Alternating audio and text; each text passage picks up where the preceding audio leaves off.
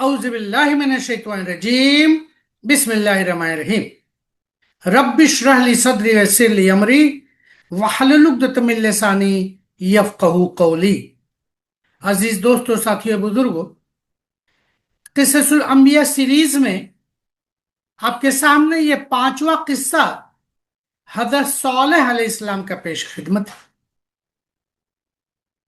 अगर आप लोगों ने अभी तक हमारे चैनल नदीम उस्मानी को सब्सक्राइब और लाइक न किया हो तो उसे कर लें, ताकि जैसे ही मैं कोई नया वीडियो अपलोड करूं आप तक ये पहुंचता रहे और आप फायदा उठा सके।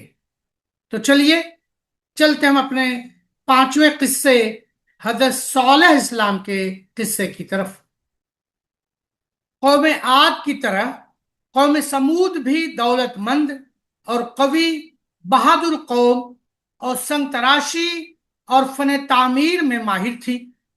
खुली जमीन पर बड़े बड़े महलात बनाने के अलावा पहाड़ों को खोद कर उनमें तरह तरह की इमारतें बनाते थे। मगर दौलत व कुव्वत के नशे का खासा यह है कि अभी एक शख्स की बुनियाद मुनहदम हुई है कि दूसरा इस खाक के ढेर पर अपनी तामीर खड़ी कर लेता है। दुनिया में दौलत व सरवत का नतीजा उमूमन यही होता है कि लोग खुदा व आखिरत से गाफिल होकर गलत रास्ते पर पड़ जाते हैं। कौम समूद का भी यही हाल हुआ। कौम आद की तबाही व हलाकत के बाद कौम समूद इनके मकानात और जमीनों की वारिस बनी और उन्हीं मकामात पर अपने इशरत कदे तैयार किए जिनमें उनके भाई हलाक हो चुके थे।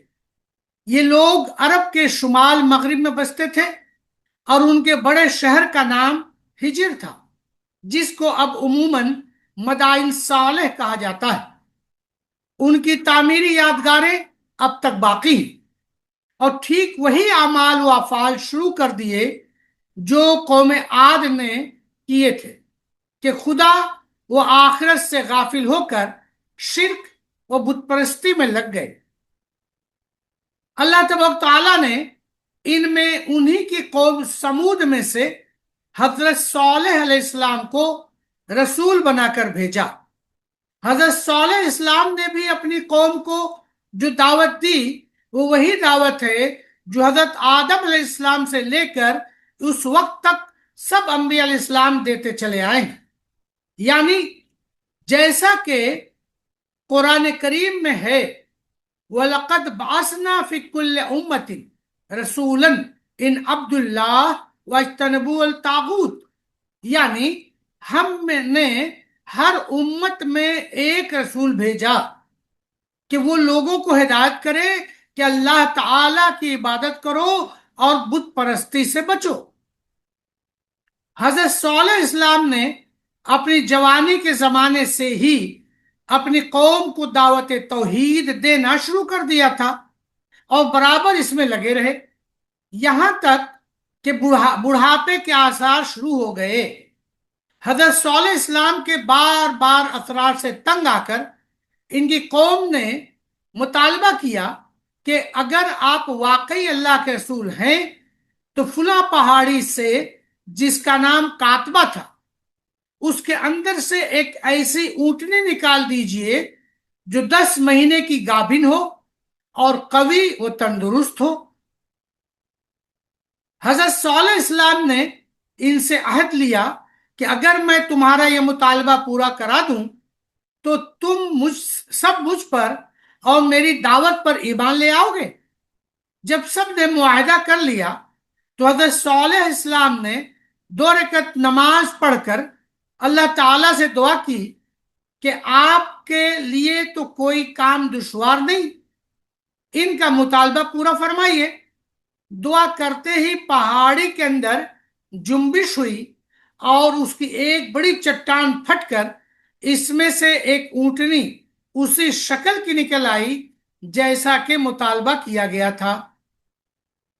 सूरह राफ सूरह नंबर 7 आयत नंबर 73 का तर्जुमा। اور ہم نے سمود کی طرف ان کے بھائی صالح کو بھیجا، انہوں نے فرمایا اے میری قوم، تم اللہ کی عبادت کرو، اس کے سوا کوئی تمہارا معبود نہیں، تمہارے پاس تمہارے پروردگار کی طرف سے ایک واضح دلیل آ چکی ہے، یہ اونٹنی ہے اللہ کی، جو تمہارے لیے اللہ کی دلیل ہے، سو اس کو چھوڑ دو کہ اللہ تعالی کی زمین میں کھاتی پھرے، اور اس کو برائی کے ساتھ ہاتھ بھی مت لگانا کہ کہیں تم کو دردناک عذاب آ پکڑے۔ حضرت صالح اسلام کا یہ کھلا ہوا حیرت انگیز معجزہ دیکھ کر ان میں سے کچھ لوگ تو مسلمان ہو گئے، اور باقی تمام قوم نے بھی ارادہ کر لیا کہ ایمان لے آئیں، مگر قوم کے چند سردار جو بتوں کے خاص پجاری تھے اور بت پرستی کے امام تھے، انہوں نے ان کو بہکا کر اسلام قبول کرنے سے روک دیا۔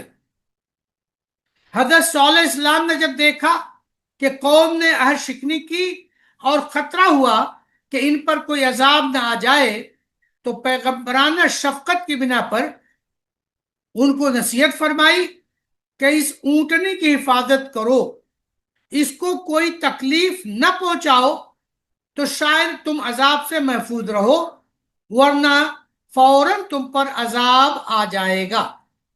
یعنی یہ اونٹنی ہے اللہ کی جو تمہارے لیے دلیل ہے، سو اس کو چھوڑ دو کہ اللہ کی زمین میں کھاتی پھرا کرے، اور اس کو برائی سے ہاتھ نہ لگانا، ورنہ تم کو عذاب علیم آ پکڑے گا۔ قوم سمود جس کنویں سے پانی پلاتے تھے، اسی سے یہ اونٹنی بھی پانی پیتی تھی، مگر یہ عجیب الخلقت اونٹنی جب پانی پیتی تو پورے کنویں کا پانی ختم کر دیتی تھی۔ حضرت صالح اسلام نے بیت ربانی یہ فیصلہ فرما دیا تھا کہ ایک دن یہ اونٹنی پانی پیے گی تو دوسرے کو پانی کی بجائے اونٹنی کا دودھ اس مقدار میں مل جاتا تھا کہ وہ اپنے سارے برتن سے بھر لیتے تھے۔ غرض سورہ اعراف سورہ نمبر 7 آیت نمبر 77 سے 79 کا ترجمہ۔ غرض اس اونٹنی کو مار ڈالا اور اپنے پروردگار کے حکم سے سرکشی کی، اور کہنے لگے کہ اے صالح، جس عذاب کی آپ ہم کو دھمکی دیتے تھے اس کو منگوائیے اگر آپ پیغمبر ہیں۔ پس پکڑا ان کو زلزلے نے، سو اپنے گھر میں اوندھے کے اوندھے پڑے رہ گئے۔ اس وقت صالح علیہ السلام ان سے منہ موڑ کر چلے اور فرمانے لگے کہ اے میری قوم، میں نے تو تم کو اپنے پروردگار کا حکم پہنچا دیا تھا، اور میں نے تمہاری خیرخواہی کی، لیکن تم لوگ خیرخواہوں کو پسند نہیں کرتے۔ سورہ نمل سورہ نمبر 27 آیت نمبر 45 سے 53 کا ترجمہ۔ اور ہم نے قوم سمود کے پاس ان کے بھائی صالح کو پیغمبر بنا کر بھیجا کہ تم شرک چھوڑ کر اللہ کی عبادت کرو۔ چاہیے تو یہ تھا کہ سب ایمان لے آتے، مگر خلاف توقع اچانک ان میں دو فریق ہو گئے، یعنی ایک فرقہ تو ایمان لایا اور ایک نہ لایا، جو دین کے بارے میں جھگڑنے لگے۔ صالح اسلام نے فرمایا کہ ارے بھائیو، تم نیک کام یعنی توبہ و ایمان سے پہلے عذاب کیوں جلدی مانگتے ہو؟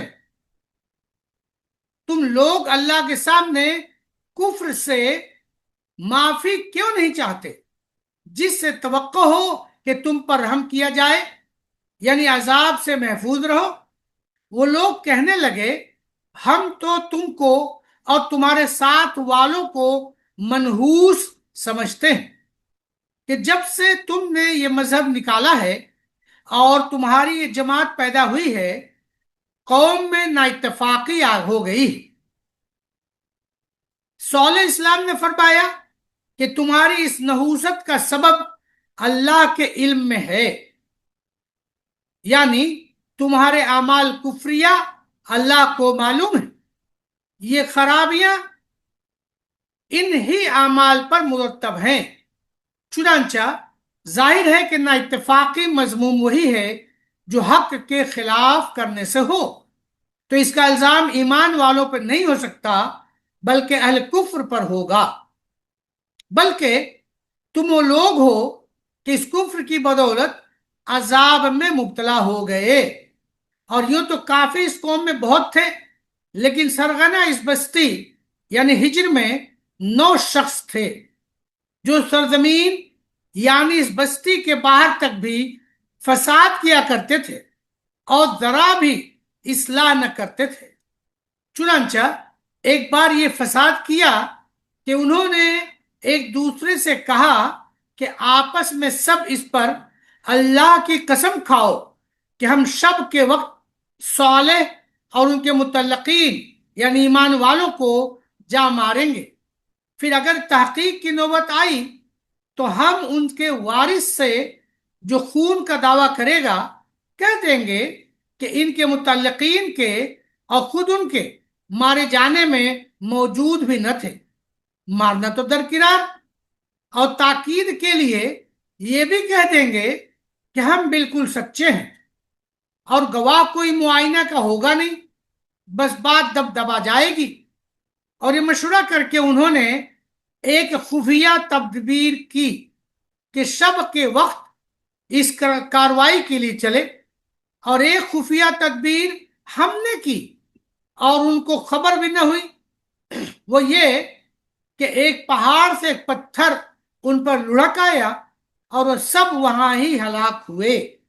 सो देखिए इनकी शरारत का क्या अंजाम हुआ कि हमने उनको और फिर उनके बाकी कौम को आसमानी अजाब से सबको गारत कर दिया। सो ये उनके घर में जो वीरान पड़े हैं उनके कुफ्र के सबब से जो अहले मक्का को मुल्क शाम के सफर में मिलते हैं। बिलाशुबा इस वाक़े में बड़ी इबरत है दानिशमंदों के लिए, और हमने ईमान और तकवा वालों को अजाब कहर से निजात दी।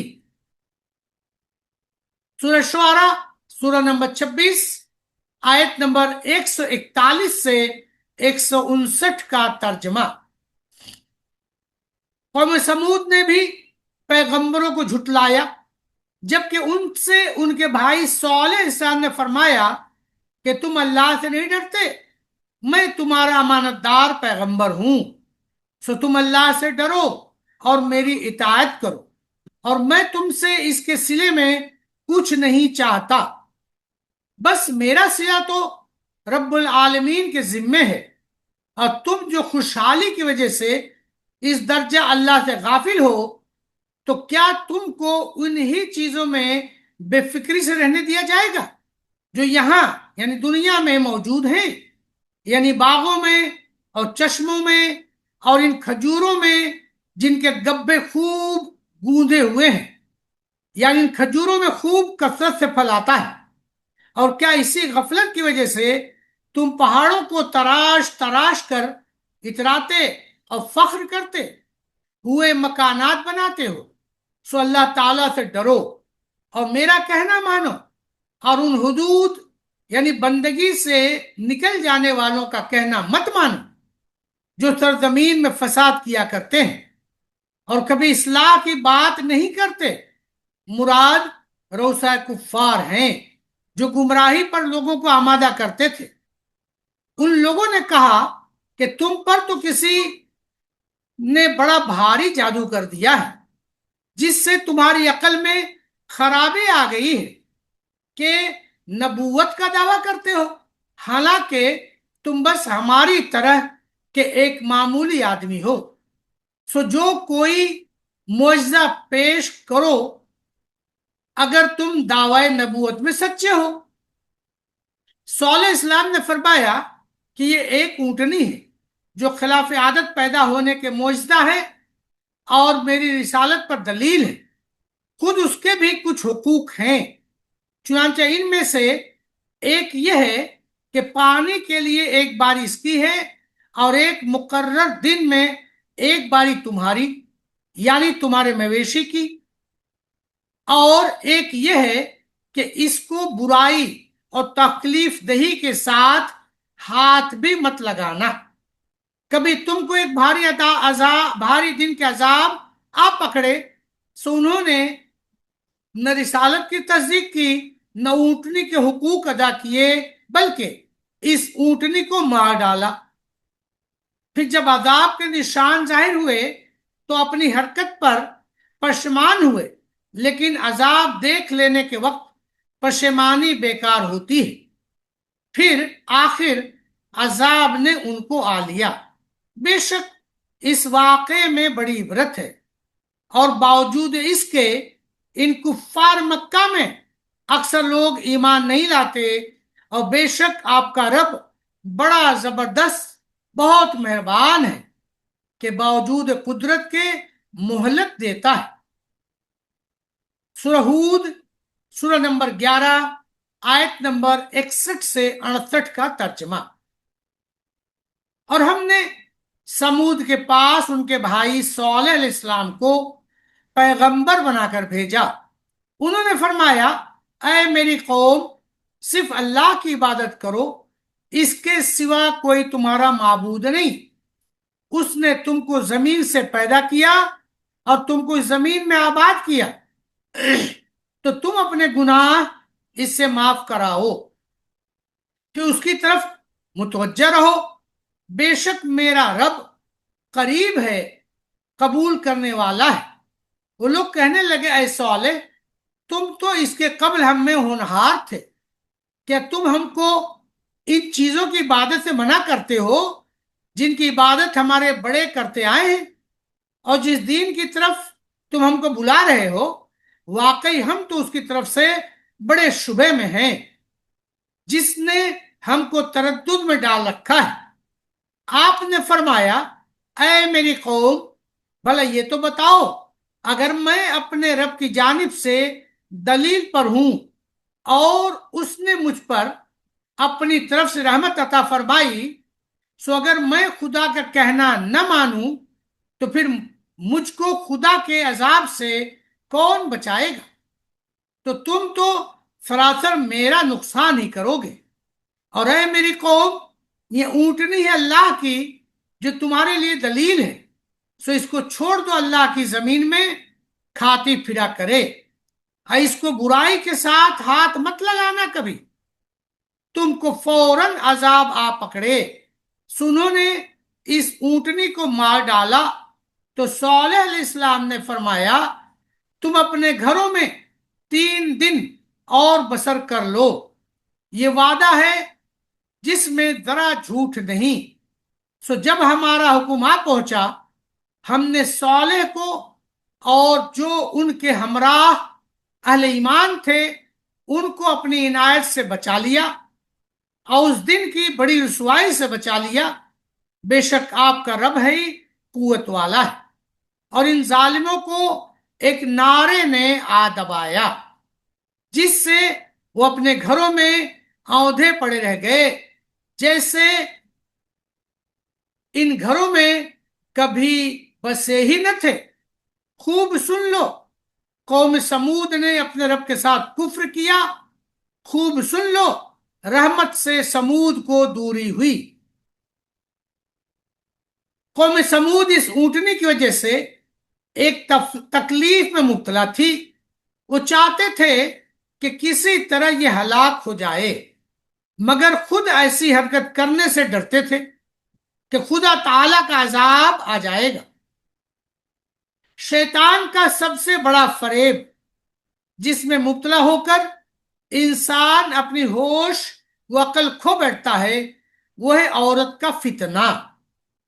قوم کی 2 حسین و جمیل عورتوں نے یہ بازی لگا دی کہ جو شخص اس ناقہ یعنی اونٹنی کو قتل کر دے گا، ہم اور ہماری لڑکیوں میں سے جس کو چاہے وہ اس کی۔ قوم کے 2 نوجوان مصطح اور قدار اس نشے میں مدہوش ہو کر اس ناقے کو قتل کرنے کے لیے نکلے، اور ناقے کے راستے میں ایک پتھر کی چٹان کے نیچے چھپ کر بیٹھ گئے۔